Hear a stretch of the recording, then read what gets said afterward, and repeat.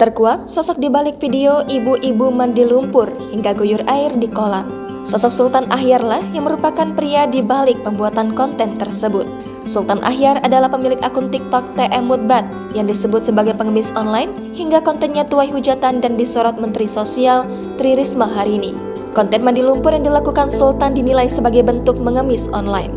Untuk informasi, konten mandi lumpur dikelola oleh Sultan dengan menggunakan 4 akun TikTok berbeda. Di situ terlihat orang tua, baik nenek atau kakek yang mandi air dalam sebuah kolam. Jumlah mereka mengguyur badan tergantung pada jumlah koin yang diberikan selama live streaming. Koin ini bisa dalam bentuk mawar atau lainnya yang tersedia dengan nominal berbeda-beda. Sultan juga mengklarifikasi bahwa air yang digunakan untuk mengguyur bukan air lumpur, melainkan air empang. Dia mengatakan bahwa nenek yang beberapa waktu lalu viral dan dikabarkan sampai pingsan, sebenarnya hanya bagian dari konten dan sama sekali tidak pingsan. Diakui Sultan bahwa dia yang menjadi pelopor di kampungnya untuk membuat konten tersebut.